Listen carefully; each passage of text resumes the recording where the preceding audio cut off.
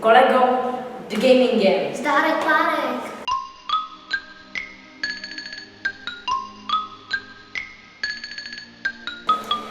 Tak, Kamo, ty jsi pro mě připravil pár otázek, co jsem slyšel. Jo. No tak třeba, kdy ti vyrostl první chlupažník? Gay! Ale se fakt chceš ptát? Tak já odpovím za tebe. V 5 letech, já to vím.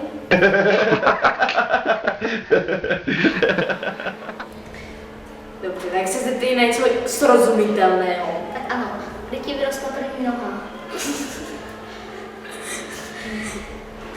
Jinak na něco normálního. Jak no, máte už od dělohy. Tak dobré. Ty tam se raději. My dva se zajímáme o ty hry. Kterou hru máš a která ti zajímá nejvíc? Tak třeba GTA 5. Zajímá mě v tom, že si tam můžeme dělat, co chceme. A to můžeš i v ostatních, ne? No, třeba v Battlefieldu 4 ne. No, my jsme všech GTA. Jo, to jo, ale GTA 5 je novější a má lepší grafiku. No, taky. Pochopitelně. Tak se ptej. A otázky? Ano. Tak třeba, jakou hru si naposledy hrál? Mobil nebo počítač? Počítač.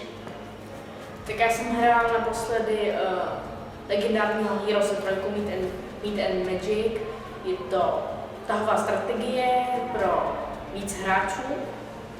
Přes internet, přes víc počítačů nebo na jednom počítači.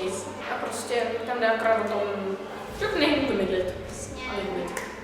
A tak třeba, jakou hru si hrál jako první? Jako Jestli si to první. pamatuješ. Tak jako první hra to bylo nejspíš, já jsem jako malý hrál hry z Lega, takže to bude asi ta první trilogie Legového Star Wars. A ty? Já? Fuj, jestli si to pamatuju. No, tak já jsem vždycky hrál tak na super hrách, ale co si tak pamatuju, mi dáš. No tak jako první, co si pamatuju, jsem hrál tak Tanky online, pak Minecraft a tak různě. Kterou hru bys si chtěl nejradši stáhnout? Nejradši bych si samozřejmě chtěl stáhnout, až vyjde GTA 6. A nebo si... Pokud vyjde. Pokud vyjde, no už se vyrábí. Už se na ní pracuje. Takže nejradši bych si chtěl stáhnout třeba Just Cause 2, jestli to někdo z vás zná. Já teda.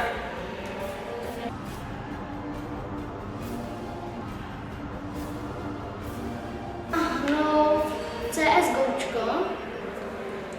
No tak za mě, já bych si nejraději stáhnul hru Overlord 2, protože mě to strašně zajímá i jednička, jenže jednička to bylo takový divný a nelíbilo se mi to moc. A je to na počítači nebo na mobilu? Na počítač.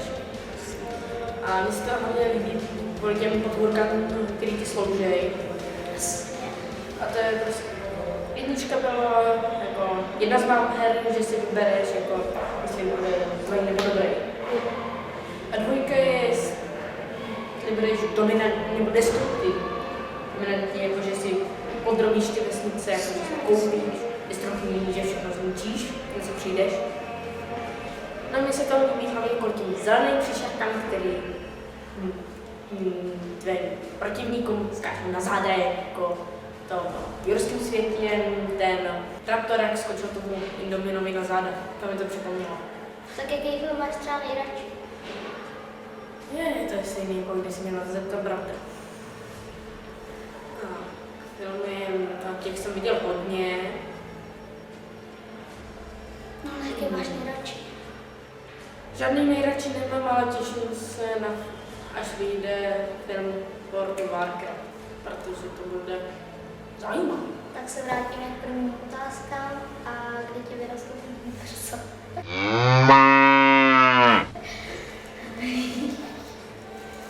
Já si jedno chci dostat. Hele, teď jsem na normální otázky, ne na takovýhle třetí, kdy vyrostl. Tak jo, co je tvoje nejoblíbenější? Tak jako, to bude asi boží guláš, protože mi to strašně chutná. Pokud nemáš nejmaz ve škole, to je To je jako kdyby si jedl jídlo, který je dezinfikovaný sahem. A tvoje?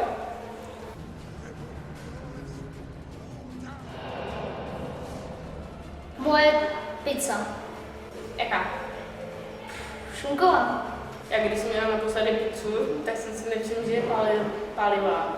Byl jsem na to upozorněný. Tak jsem si řekl, že to nemůže být tak pálivý, protože to byla salámová pizza. Tak jsem s tím přijel domů. A ono to bylo tak ostrý, že to nešlo jíst ani s chlebem. Normálně to si zkousnul třeba milimetr.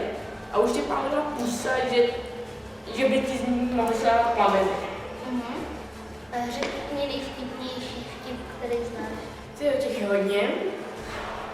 Mě strašně pobavilo, je to zelený a otáčí se to rychlostí 3000 za minutu a že to žába v mixeru, to je úplně úžasný vtip. A u tebe? No, já už si jich pár nepamatuju, ale třeba se Smrtkou, Kosou a kombajnem a řidičákem. Máš radši Facebook nebo ICQ? No, Facebook, ICQ, nevím, co je. To je něco jako Messenger, akorát je starší. Jo, jasně, to měl brácha. Aha, Facebook. Tak já bych měl taky jednu takovou prvotní otázku. Kde ti narostly ty uši? Vypadají jak satelity. Tak když jsem se narodil roku 2004, tak třeba, jaký je tvoje nejoblíbenější písnička? Já v tohle dobu nevím, prostě bych musel mít přehled, co jsem zkouknul a poslouchám. Ale to bude nejspíš ze Hry o trůny ten soundtrack. Tebe? U mě Lenovo T530. Jiný zatím neznám. Jako znám jich hodně, ale tohle je zatím nejlepší.